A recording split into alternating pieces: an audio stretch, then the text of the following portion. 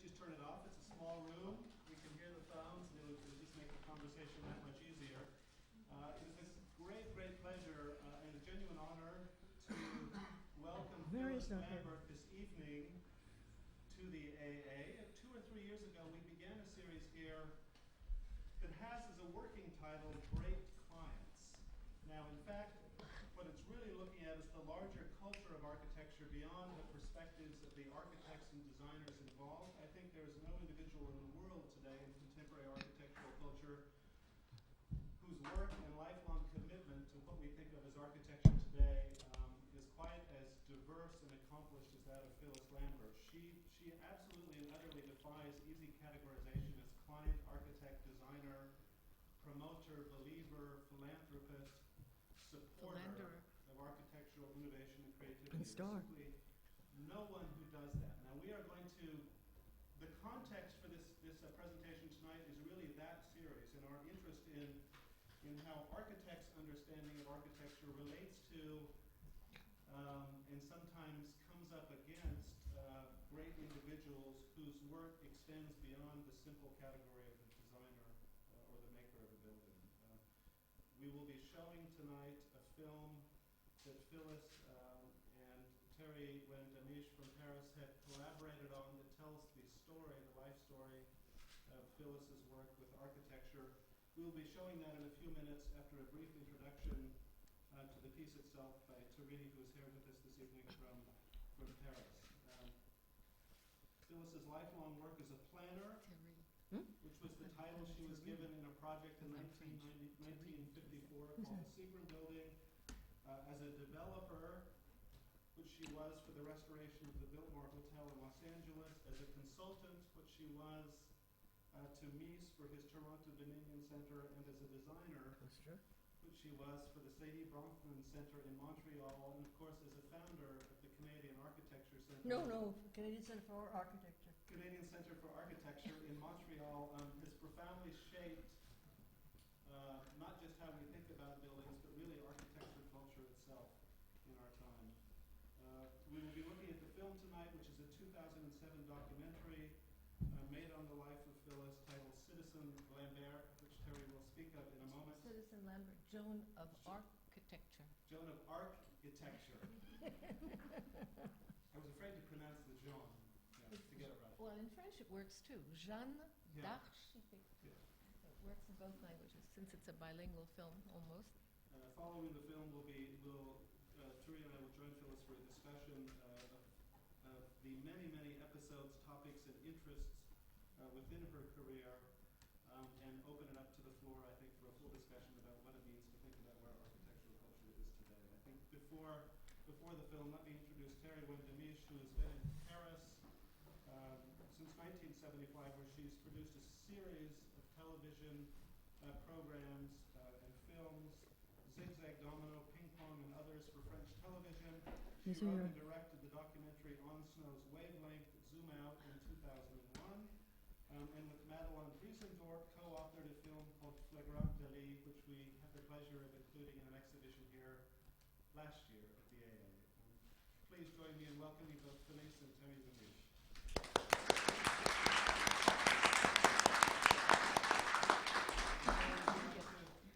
Thank you very much for this wonderful.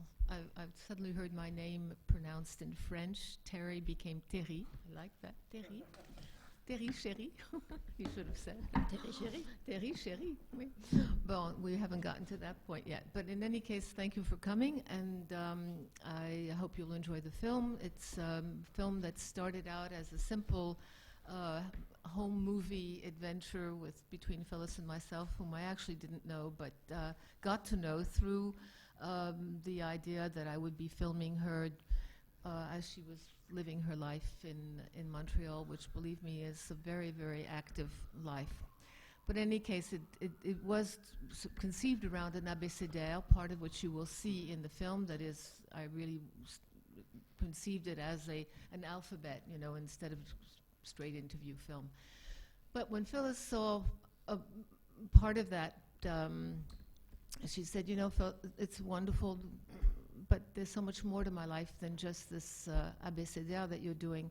don't you think we should make a real documentary? So I do have to thank her for it, because I wasn't really expecting to have to go through the whole rigmarole of the grants and the productions and the this and the that. I was just having a good time with Phyllis with my little camera, and we really were forgetting about television. But finally, it was produced by the National Film Board and Filia Films in Montreal and Les Films de la Périne in France. And it was presented at the festival of in Montreal 2 years ago. And voila. So why did I call it Citizen Lambert? Usually people ask me that. And I think that I didn't have any, I always have to sort of work with an idea, with a dispositif, with an apparatus. And I'm always reminded of Gilles Deleuze's lecture on what is cinema, qu'est-ce que c'est que le cinéma? And it starts out with, in order to make a film, you have to have an idea. And you cannot make films without ideas. So I really didn't have an idea, but suddenly I was reading a book on Citizen Kane by a friend of mine, and suddenly it occurred to me that I could tell the story, the private or public life of Phyllis Lambert through a biopic that I wouldn't be responsible for. And as you will see in the film, we did find a wonderful narrator who imitates the narration of the March on Times that Orson Welles cribbed. Actually, his was called News on the March, and he cribbed it from March on the Time. And ours is called, with the CCA initials, is called Chronicle, this Canadian Chronicle Archives, and so CCA. And as you will see, we've got a lot of spoofs in it, and I hope you will laugh at the right moments. And if not, I will take you to task for you and take you to task for it. Voilà. So it is about the public and private life of Phyllis Lambert. There is, I should tell you, because I'm not angry at her anymore, but the day that we started to shoot with the professional crew, and it was a big crew with traveling, and Phyllis could not utter a word. She wanted this to be a one-voice documentary, and she lost her voice. So we waited around. I had to pick up my clothes and do all sorts of things. So I had to invent a lot of silent movie things that you will see in the film that weren't necessarily written into the script, but which ended up making it a lighter film, and we even had a good time doing that. So there are moments in the film where she's kind of crackling her voice, but we managed to use a lot of my footage from the amateur home movie, and in a way that is an important part of the film, and I hope you will enjoy it. So voila. Now, it's not about collecting. If I had had more preparation, I would have brought another, an uncut part of the film, part of the rushes, where Phyllis did really spend an hour telling me about how the collection was really made. And maybe at some other time we can bring that. But I hope you will enjoy the film. Voila. Phyllis, do you want to say something? No, I think it was great working with Teri. She said, I think you can feel it in the film. We didn't really know each other, but we became great friends. And I think that sense is in the film. So, Brett, I think we can just run the film. Shall we? Good. Nick? I was going to laugh so much this time. The story about management and punishment. Went out for a ride in the boat turned over, and one of them drowned. Who drowned? I mean, did you decide very young to become an architect? An artist. Ah, first an artist. Yes. I decided that by the time I was 9 or 10. I wanted to be on my own. I wanted to have my own life. I couldn't stand what happened in my family. I didn't like any of it. I didn't like the discussions at dinner about money, and I didn't like about business, and I didn't like discussions about who gave what to charity, and all that stuff. I just thought it was horrible. And you're supposed to get up and say whatever your father was. Can you imagine? But what do you mean get up and say how Brad? Well, you sort of get up and make little speeches. Your father's birthday, and you say, "Dear Papa," whatever you say, and You're such a wonderful father to us, and we're so grateful to having you, you know, that sort of stuff. Was this something orchestrated by your mother? My father? Oh, it was your father who Yeah. orchestrated it about himself. Yes. Interesting. Well, no, my mother did never orchestrate. But for her, he was always Mr. Sam. Well, no, she never called me Mr. Sam. It was dearie. Dearie. What if I said B for Bronfman? Can't say it. And I can't say Belvedere either. Belvedere Road. I just don't. It represents my childhood, my imprisonment. In my teens, the house it had red flocked walls, dark red burgundy. It had, all the rooms had burgundy carpets and dark velvet burgundy covering on the sofas. And I had nightmares that were red. My nightmares were red.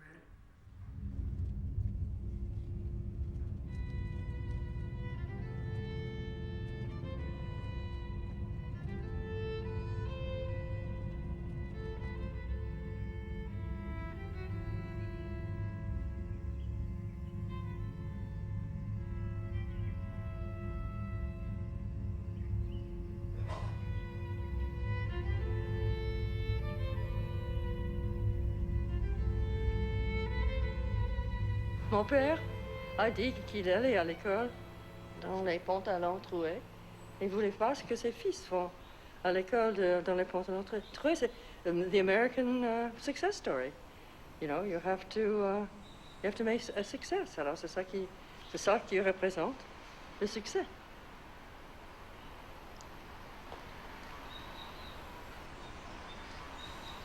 Je ne voulais rien de tout ça.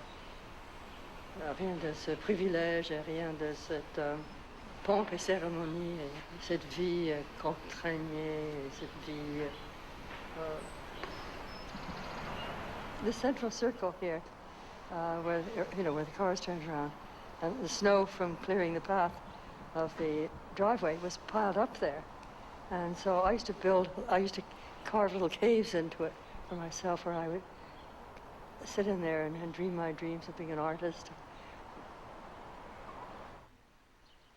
My dream world was wonderful, my dream world of being an artist, of being independent. But there was such repression, such control over our lives, that I just wanted to get out.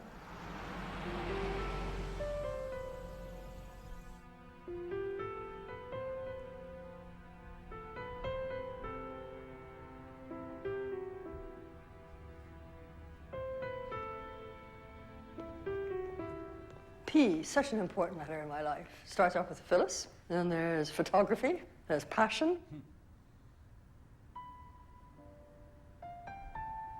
O for outsider, a very important thing. T, tomboy. My mother said I was a tomboy. Was I a tomboy?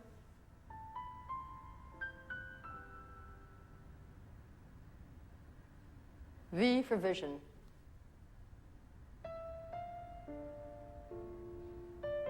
Where's my abécédaire? Well, it must be here. J, Judaism. I had a struggle with that. Were you sort of a loner? I was a loner. Unless I put that under L. I was a loner, definitely.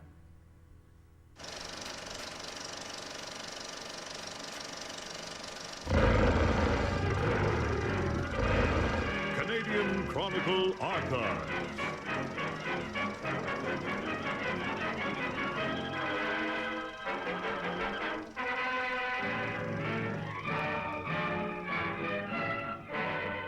Legendary was the palatial Bronfman mansion on Belvedere Road in the affluent Anglophone enclave of Westmount in Montreal.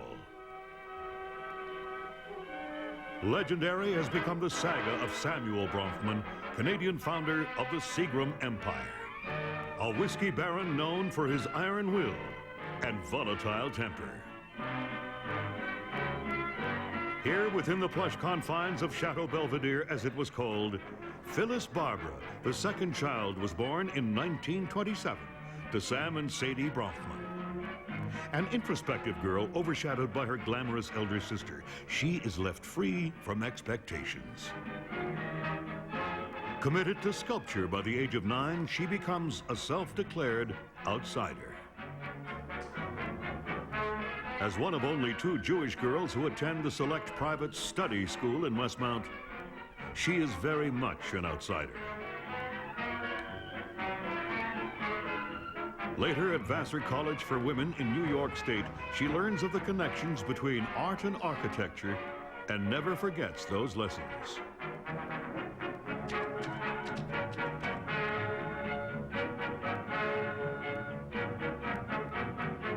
From the ages of 20 to 27, her life is still in gestation. A brief marriage in 1949 to a businessman, Jean Lambert, a handsome but boring Frenchman, gives her independence from her family and brings her to Paris. She ditches him but keeps his name, staying on in an artist studio on the left bank to paint and sculpt. While still in Paris, her genetic code moves slowly into place. In 1954, the adventure of the Seagram Building in New York becomes the defining moment in her life. Mies van der Rohe, the architect, slips into the role of surrogate father figure and mentor. From this moment on, the built world becomes Lambert's focus. Architecture becomes her passion for life. Rather than acquire the single masterwork, she prefers collecting bodies of drawings, series of photographs, and theoretical books to learn how architects think, design, practice, and plan. As her collection grows and grows, she dreams of giving it a home and a purpose. The idea for a museum, an archive, and a research center for architecture begins to kindle. Phyllis wants a powerful forum that'll speak out for architectural values and will put Canada on the map.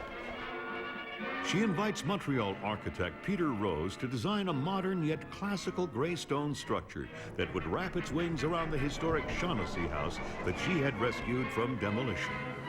She invites Montreal artist-architect Melvin Charney to create an urban garden open to the public all year round. Finally, in 1989, after 10 years of Lambert's determination and commitment, the Canadian Centre for Architecture is unveiled. How's it look, sir? How's it look? Oh, marvelous. This complex symbolizes a commitment and a contribution of great beauty and uncommon generosity. There is no place quite like it, and it is no less original than the talented oddball who created it.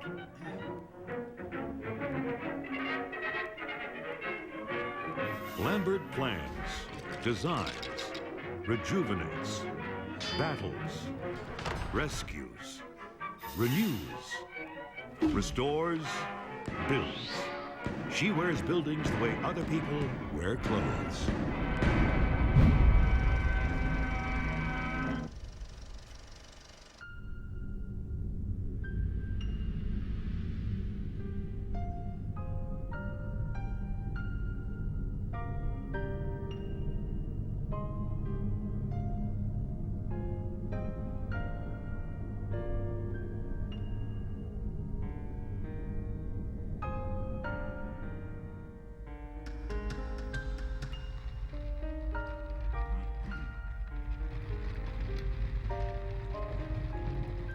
The objects are on the shelves quietly underground at the CCA. They're separated because of the needs of conservation for each type of material: photographs, drawings, books, models, etc.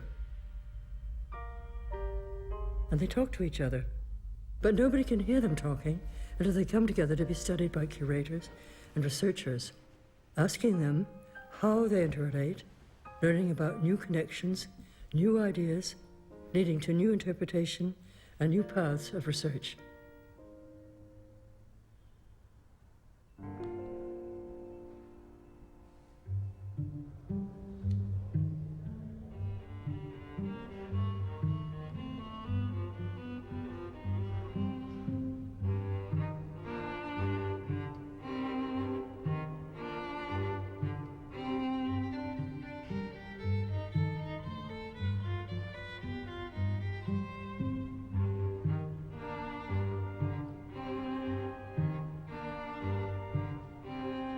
I began out of curiosity. I was interested in how architects thought at different periods, and what kind of buildings they did at different periods, and how different architects presented ideas and problems. What one wanted was to be able to understand the whole process, and that's very important. The fact that we're able to make people understand the sense of a building, the process of a building, and then how also those ideas interconnect. And we always put things together because we're trying to explain a subject, because people never did that for architectural drawings. You have to be able to present some overwhelming issue of the time and show how the various aspects of how those issues are looked at. And so, you know, when you look at a number of things together that were done at the same time, they have a coherence. But if you mix them up with something else to make them look pretty, you know, then it's just nonsense, I think.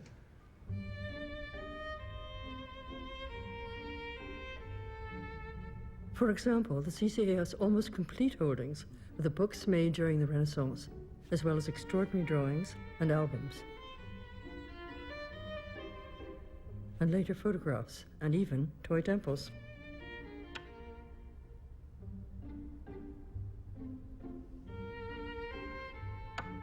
Renaissance travelers marveled at, observed, or simply stumbled upon the remains of ancient Rome and other sites which encouraged them to attribute new meanings to the idea of antiquity.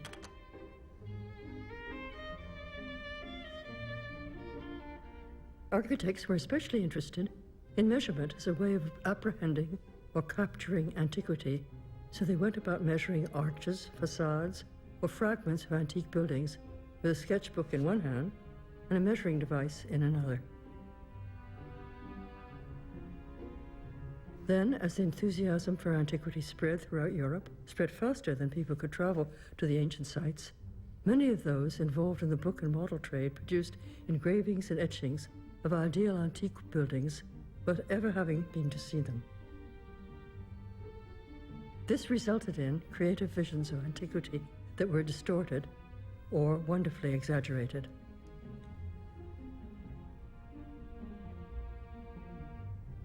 By the mid-18th century, architects experienced firsthand the ancient sites to the east, beyond Rome. They made drawings and later photographs that showed the monuments and ruins as works of art. In the mid-19th century, they photographed them in their urban and archaeological context as evidence of a civilization.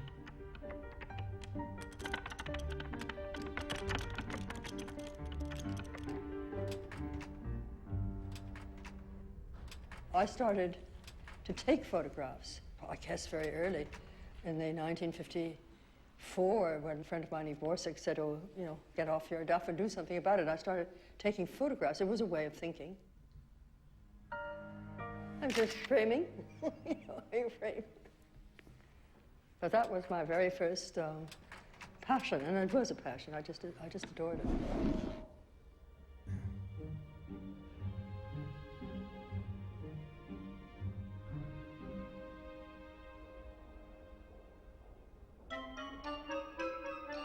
Clothing history of Phyllis Lambert.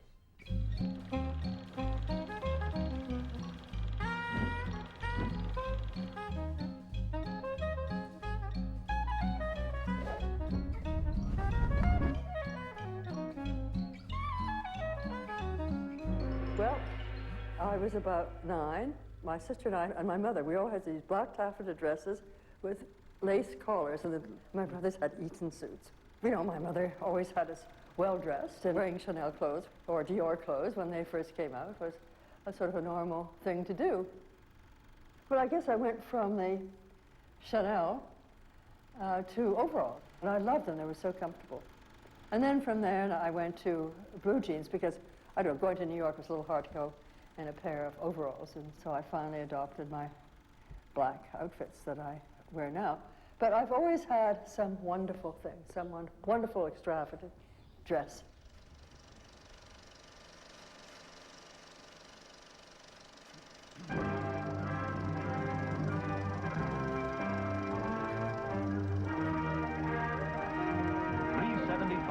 Park Avenue. Not just another New York office building, but in the words of architectural leaders, a singular landmark with aloof and aristocratic qualities not likely to be often repeated in any city anywhere. A new standard of architectural quality. Out of the dreams of one industrialist. 1958, Time magazine carried a photograph of two men and a young woman, and they called you Client Lambert, monument in bronze. You look pretty happy there. The person in the middle is Mies van der Rohe, who is the architect of the Seagram Building, which you see in the photograph behind him. Then Philip Johnson, who Mies asked to join him as a partner. I received a letter from my father in 1954, in July, showing me actually a image of the building that was to be built for the Seagram Building on Park Avenue in New York. I was so totally appalled that I sat down and wrote a long letter. And this letter starts with one word, repeated very emphatically: no, no, no, no, and no. I criticized the building, which was, I'm afraid, easy to do. And I then thought about what the new possibilities were. I recognized that we were living in a time when there were the greatest architects that had lived since the Renaissance. And it was only, if you're going to make a decision to build a building, then you have to decide to do it the best way you can. And therefore, on that statement, on the statements you make, is dependent on the architect you choose. How did he react when he got that letter? Well, he told me I could come back and choose the marble. And so I said to him, you no longer have a daughter. And then my mother said, dearie, why don't we ask Phyllis to come back and see what she can do? And so I came back. To find the architect who would build a building that had a resonance throughout the world. I mean, I was so passionate about what could be done and what needed to be done and what was important to be done. And I had learned so much so quickly. And it was just oozing out of me. And I think that he was impressed, obviously. I think I proved myself to him before that, because he would never have let me do this if he hadn't been convinced that a 27-year-old girl who had never done anything in the world of business or of architecture could do such a thing. And I think he could see himself in myself. Right?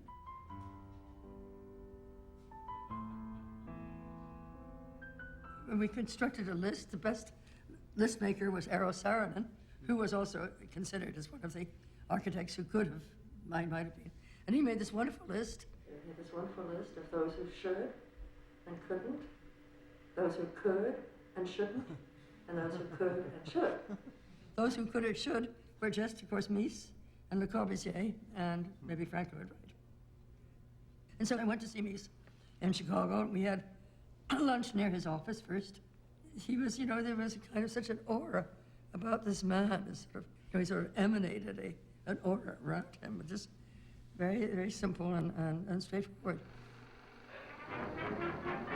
Phyllis had no training as an architect, yet her instincts told her what the definitive statement of a skyscraper should be. So she chose the towering genius of modernism, Mies van der Rohe, as architect. Out of cement, steel, glass, bronze, and marble would grow a soaring tower designed by Mies van der Rohe and Philip Johnson. The Seagram Building pioneered dozens of innovations for office building design, and no expense was spared. As the Seagram Building soared to the sky, Phyllis felt more and more at home, for the sky was the only limit to her ambition.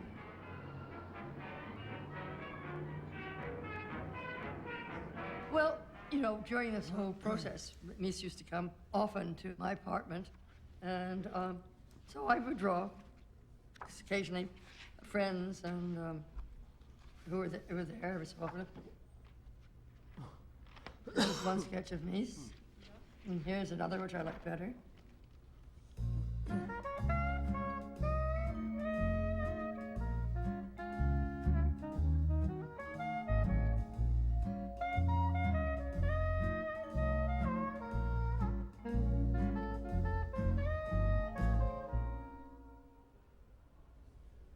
And And there you were thrown in as this young woman among all those men. There's a photograph I wasn't thrown in. I was fought my way into it. I was named, eventually, director of planning. Well, I considered that my job was to build the building that Mies wanted to build, and to keep everything out of his way that would stop that. Le monde de l'architecture aujourd'hui ne serait pas ce qu'il est sans Phyllis. La première raison, c'est évidemment son rôle dans l'émergence d'un des bâtiments majeurs du XXe siècle, un tournant véritable dans l'architecture de la métropole, avec le Seagram Building à New York. Mais au-delà de cela, Phyllis est véritablement au centre de la reconstruction de la culture architecturale depuis une bonne vingtaine d'années. Phyllis changed New York because Seagram's building and probably one or two other are the only buildings worth thinking about built since the Second War in New York. New York is a wasteland architecturally since 1939, with the exception of the building that she put in place here. I can remember probably the month or so before it opened when I was up actually on the rooftop overlooking Manhattan and wandering through the space and looking at the architecture and looking at the construction and understanding probably at that time, not as well as I do now, but understanding what the Seagram Building meant to New York. By day and by night, this skyscraper stands as a great event of 20th century architecture, a dream come true. When, about 58, I had decided that, the building was almost completed, and that I needed to, I had lucked out on this, that I had good instincts, but instincts weren't going to carry me in the future. You can only do that just about once. And that I really had to train myself. And so architectural school covered everything I wanted to do. And I needed to, have that discipline. And I wanted to be an architect. And I loved the process. I went to Yale first and left because I didn't like the attitude at Yale. It was kind of a star system. I was a student at Yale in 1959, and one of the persons in my class was Phyllis Lambert. And the most memorable for me was the final jury. Philip Johnson was there as a participant on the jury, and we would all come in with our models and hang up our drawings and do what we have to do. And Phyllis came for her slot in the presentation, and her butler with white gloves came carrying her model and set it down in front of the jury. I mean, every famous architect at the time was there. I remembered this forever. She comes in with her drawings after him, pins them up and does it. And then after the jury, he came back, took her home. It was wild. We didn't know what to do. I was always a star there. There was no problem about it. But they were so ungenerous to people who they thought didn't have talent, and it was just. And you were told to, if you had an idea, they said, "Oh, cover it up so somebody else doesn't copy it." I just thought that the whole attitude was terrible. So I went for a summer to work in Mies's office in Chicago. And so I went to work in Mies's office because I was absolutely hungry. I was hungry about having to know how to put things together. An I-beam, when I first saw a section of an I-beam on the ground, I was so excited. Oh my goodness, this real thing, and it was a reality of architecture, the reality of construction, of putting things together that I desperately wanted to have. And so when I was in Mies's office, I saw the kind of work that was done. I saw IIT, and I saw the drawings they were doing, full-scale drawings of, right through the building. And I thought, oh, wow, this is great. And so I went there and got my master's degree.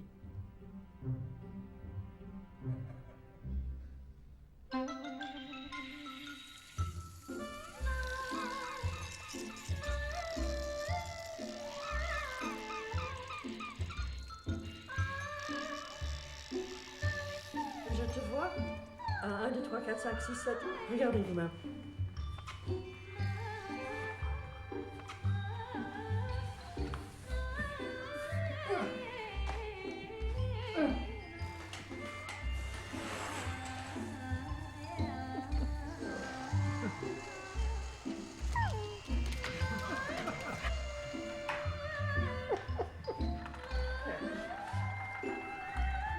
my toys.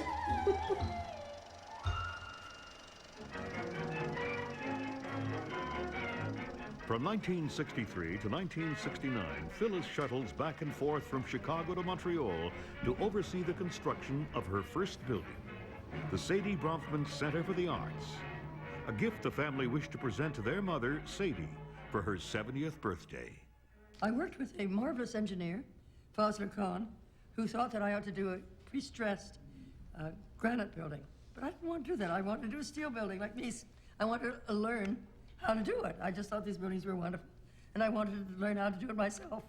Always that curiosity again. And so that's what I did.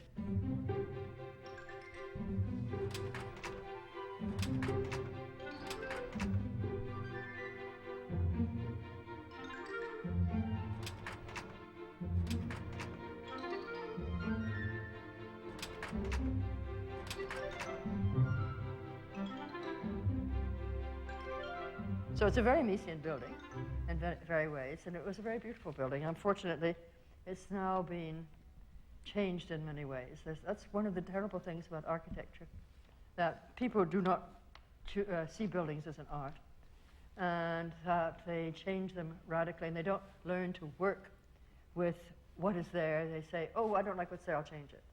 And that's too easy to do now. So voilà le Saidye Bronfman Centre.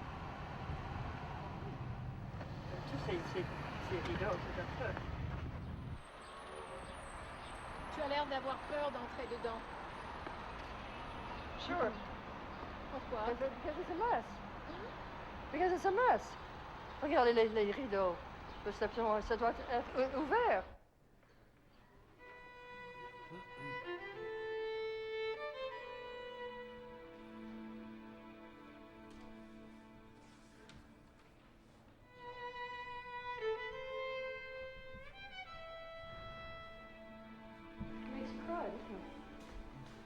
What did you say? I said it makes you cry to see, things are carefully thought out. The way things are used, just junked.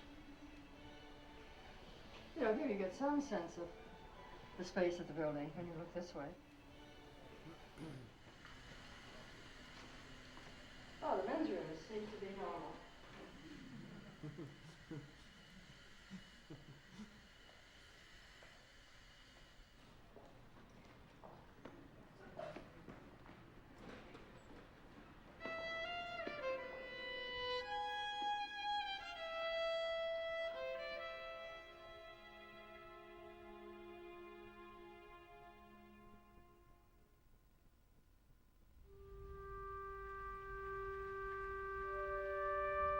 Last week, as it must come to all men, death came to Samuel Bronfman. Legendary was Mr. Sam, mythic figure in Canadian life. Born in 1889 in Tsarist Russia, he came to Canada in shirt sleeves. His was a story of rags to riches. Legendary was the creator of the mighty Seagram Empire. Today he leaves a Montreal synagogue on his final journey. Legendary was Mr. Sam's abiding dedication to the Jewish community. His widow, Sadie Rosner Bronfman, his daughters, Minda and Phyllis, his sons, Edgar and Charles, are in attendance on this rainy day to pay homage to the patriarch. He was more feared than beloved, but in the end, he received the honors due to a father. My father had died, and I couldn't be in the same city as he was. He was too powerful, and I was about to be told what to do. And because Mies had died, and so this toll in Chicago, which I lived in for around which I'd lived for 10 years, learning to be an architect myself, learning to make buildings and having made buildings. And I had a feeling that I had a very strong feeling that I had to get on with my life. Step right this way, ladies and gentlemen. Step aboard for a day in Montreal. Montreal, the metropolis of Canada, the city of contrast. It's modern, it's old, it's gay, it's pensive. Feel the pulse of its million people. It's French, It's English. It's Montreal.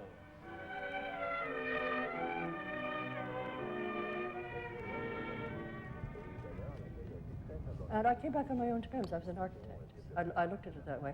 And I thought that there was so much to do, could be done in a city like Montreal. I wanted to act on a city. I knew the city. I knew it in my bones. And I also knew that I had in my bones some sense of how to operate in the city. And I also thought that it was important to have a sense of where one came from, what one was. And I felt that people in Montreal had that sense. They came from Quebec, they were Quebecois. That to me was very important. And I started to do photographing in Montreal because every time anybody came to visit me who from outside, I would show them the gray stone buildings, which I clearly loved. Then I realized how much I loved these buildings from my childhood. And I started to photograph them, teaching myself to look carefully, the cut of the stone, the size of the building, the openings of the windows, the volume of the building, the unicity of a building, because I understood that I could tell the development of the city and the growth of the building, of the city, through following the development of the gray stones.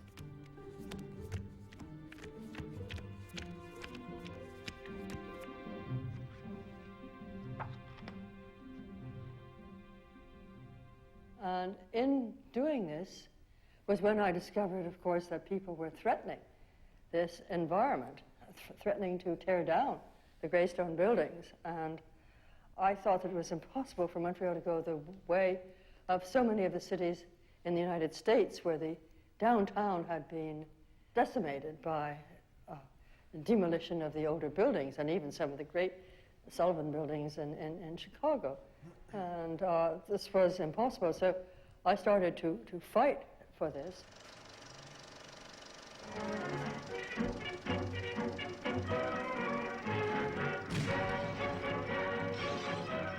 Montreal in the mid-70s is hostage to ruthless urban speculation. Those who have felt the strength of Lambert's passion dub her Joan of Architecture. She creates Heritage Montreal to preserve the city's fabric from the wrecker's ball.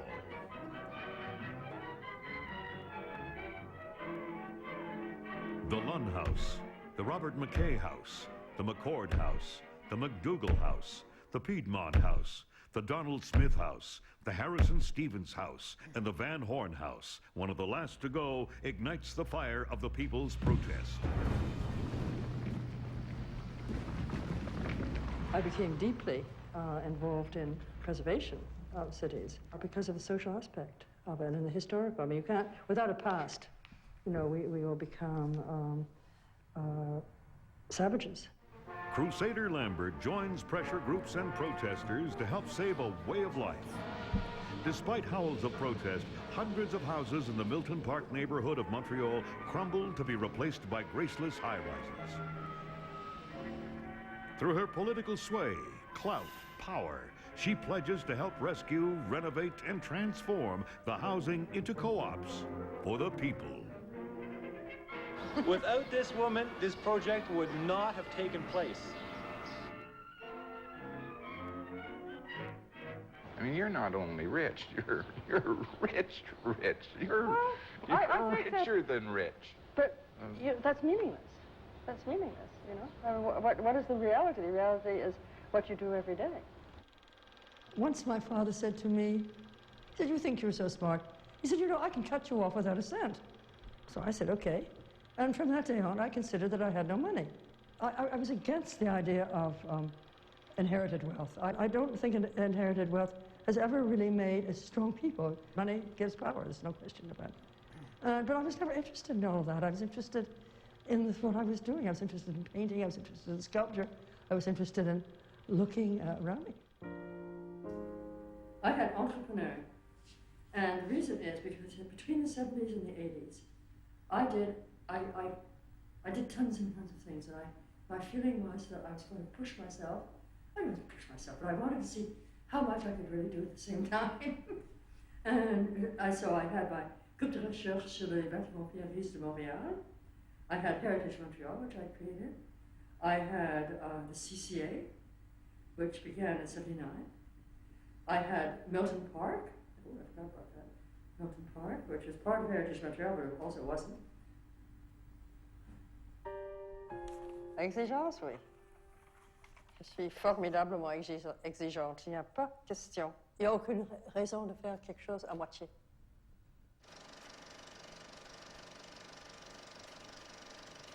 Si vous marchez dans une ville qui garde ses bâtiments du passé, c'est une livre d'histoire. Il faut savoir comment les lire. Est-ce que vous pouvez imaginer Montréal sans les sœurs grises, sans Marie-Reine du Monde, sans les bâtiments comme ça? Est-ce que vous pouvez imaginer Paris sans l'Odéon, sans l'Arc de Triomphe, Rome sans le Forum? C'est des choses qui vous tiennent dans l'histoire, qui vous tiennent dans la société. Autrement, on est brutal, on est vu de rien. Ex nihilo nihil. Rien vient de rien. C'est évident. Now Lambert turns her activist conscience to preservation, renovation, restoration. Lambert and former Mies colleague Jean Summers purchased the derelict Biltmore Hotel in Los Angeles, former site of the Academy Awards ceremonies, bringing it back to its gilded grandeur in every detail. Outraged by plans to demolish still another heritage house, Lambert prevents the 19th century Shaughnessy mansion from being torn down. She buys it outright, without knowing how it would serve her in the future. The Ben Ezra Synagogue in Old Cairo, which bears evidence of 1,000 years of cohabitation by Jews, Christians, and Muslims, was in a state of disrepair. Lambert directs a 15-year campaign to return the temple to its former beauty. The World Monument Fund honors Phyllis Lambert with a prestigious Hadrian Award, recognizing her as an architect and a scholar, who is a modernist, a classicist, a preservationist, and a leader who is helping to ensure the future of the world's architectural heritage. A prize she accepts from the hands of His Highness the Aga Khan. The government of Quebec declares her Grand Officier de l'Ordre du Québec, and the degrees and doctorates from distinguished universities come pouring in. It is an honor to present Phyllis Lambert, Doctor of Arts. Phyllis Lambert, with a degree of Doctor of Laws. The degree of Doctor of Humane Letters. This is at least her 16th honorary Doctor of Letters, honoris causa, upon Phyllis Barbara Lambert. C'est un grand honneur de vous remettre aujourd'hui les insignes de commandeur dans l'ordre des arts et des lettres. I am deeply honored to be here as a recipient of the degree of Doctor of Humane Letters, honoris causa. I am deeply honored to be here as a recipient of the degree of Doctor of Law, the Doctor of Letters. It is indeed an honor to. One cannot be optimistic in Canada. Sorry, that was a dreadful mistake. One cannot but be optimistic in Canada. Impatience. Oui, je suis impatiente. Je suis impatiente avec les gens qui ne font pas de leur mieux. Et je suis impatiente qu'on répète la même chose. Non, l'impatience, c'est une manière d'être. Soit on est impatient, soit on n'est pas impatient. Mais moi, je ne trouve pas c'est fautif. Moi, je ne trouve pas du tout. Moi, je trouve que c'est quelque chose qui vient avec la passion, et puis l'énergie, et puis la volonté. My yoga. I had a feeling when I became 60 that somehow one had to put body and spirit together. You know, as I became a vegetarian, I had chicken for a while, but I found that the toothsomeness and the thought of those poor little birds, ooh, and so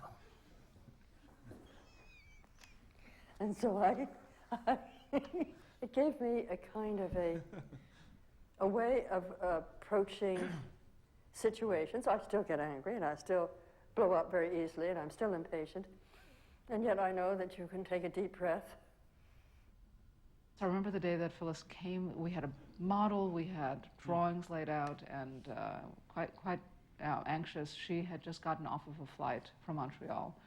She had a hard time getting to our loft in downtown New York from the airport. She was in a terrible mood, and I remember when she came in, and everybody was on pins and needles, and she came in, and she just was angry at everything, angry at New York, angry at America, angry at the highways, angry at her driver, angry at the building. Of course, the elevator wasn't working properly. And I asked her if she could just calm down and have some tea, and she said, I don't want your fucking tea. And so she sat with me. I showed her the project, and within 5 minutes, she had been tamed. And she was sweet and kind and intelligent and asked the right questions, and we had a good conversation about architecture and went out for a nice dinner. But it made me understand that Phyllis eats and breathes, thinks, does everything in architecture. The filter through which she sees the world is architecture. You know, it's what she lives for.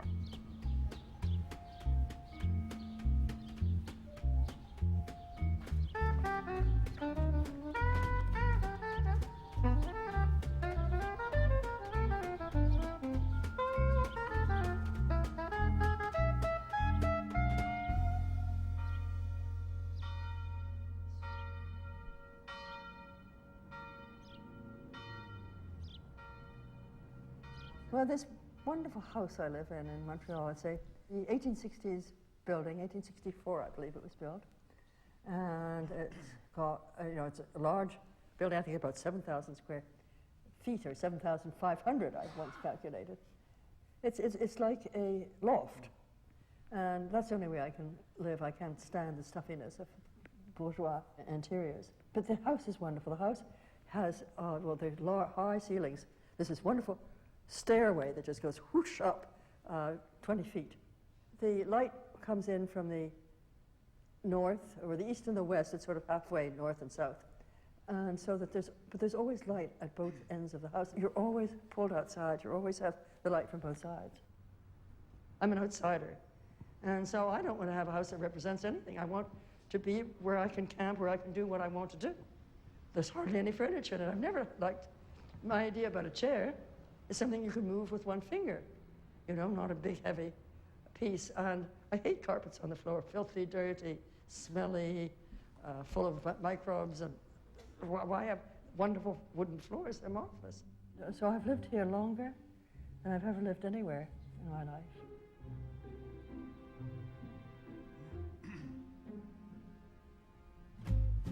So anyway, I'm into D, dog lover. Help you, dog. Monsieur Michel?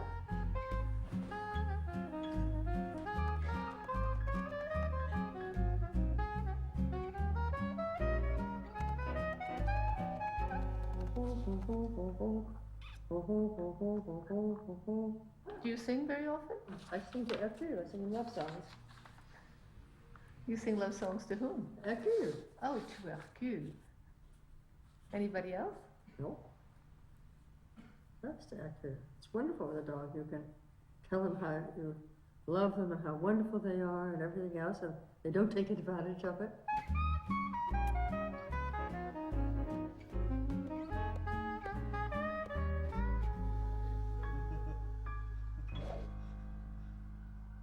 But once I started collecting for the CCA, then I really didn't actually collect for myself. I know I have some sculpture. I had Pierre de Wesson, I guess, who's the big figure. Love taking his position. And I have a wonderful series of photographs I made of him being unwrapped, because you had to wrap him to protect the surface. And then I brought him here.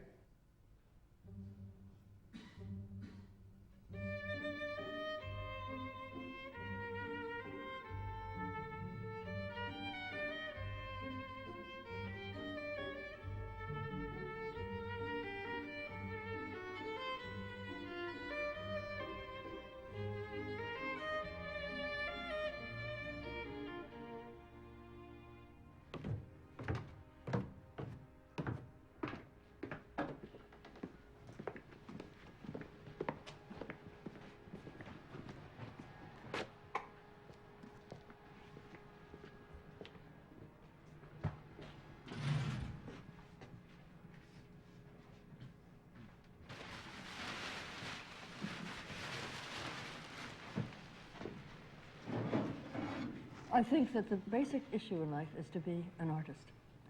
I think that art is the fundamental question, the fundamental value of life.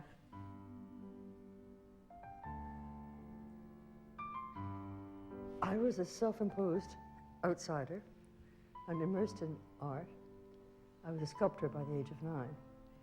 And this choice, this passion, this interest, this desire was reinforced by the fact that from 1940 to 1945, my work was exhibited in 10 juried exhibitions mounted by the Royal Canadian Academy at the Museum of Fine Arts in Montreal and also in Toronto. I don't practice as an architect now, and I don't practice as an artist, which I was as a child. I guess I'm a writer now, and I'm very pleased to be writing. I thought it was very important to be involved in the world, to do works that really had a place in the world that affected other people. I think Phyllis is starting at this particular age a new career, I believe, for both herself and for her institution. And the kind of things that Phyllis is doing now, I think, are very important. She's collecting, number one. She's collecting the whole avant-garde of the 50s and 60s, right? Big deal thing, you know, she's collecting Aldo and Jim and Cedric and John Haydock and me. And she's going to have, 100 years from now, the dominant collection of that moment in time when architecture first came to the Western Hemisphere, by the way, as a theoretical proposition. But the archives, it's like photographs or albums or whatever it is, except it's a much more complete view, which is, of course, ideal of a person's thought process. And we've already had a small preliminary exhibition introducing much of this material called Out of the Box. And Out of the Box meant the Cedric Price's archives being packed up in London from his office and then unloaded at the CCA. Cedric Price is a hugely important person in the field of architecture. He was an iconoclast. He was not somebody who was in the least bit interested in making beautiful objects. He was interested in the idea of happiness and how people could live in cities and live and how life could move on, that it wasn't static. And so he did these extraordinary, like the Fun Palace. This is a wonderful thing. It was a kind of a great structure, great free structure. And actually the Beaubourg in Paris would never have existed if Cedric Price had not done this, because in it you could move things around, you could change collections, you could change spaces, you could change everything. Sit down, you're on camera. And of course, Peter Eisen from the beginning. I mean, this is just so incredible, this man who has so much been a leader in the advancement of the field. He changed the sense of architecture in the United States from rolling up your sleeve and doing things and occasionally doing a nice building, to a cultural base, to an intellectual base, to a base that's related to the philosophy and the sciences of the period. She was always on the outside, and she had to prove herself to Sam. She had to prove herself to her brothers, and in the end, she is the one who history will see survived all of them in terms of grace, in terms of a dignity, and history will record. She'll do better with history than Edgar or Charles or Sam. And I think the story is not about architecture. It's about a cultural idea of how one remembers and how one continues a legacy that was not hers to begin with. And she fought to take it. And I think that's a great story.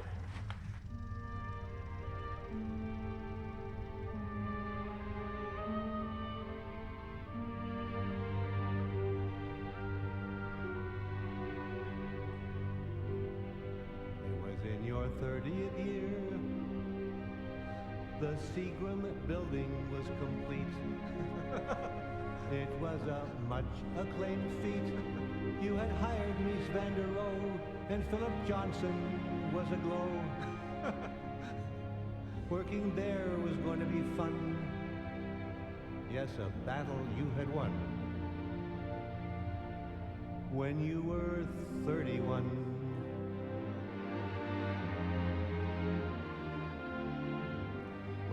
were 62. Your wonderful baby was born. The CCA was then brand new. It glistened brightly every morn and gave new depth to your field. For the world a lucrative yield. A baby at 62. Only Phyllis can do.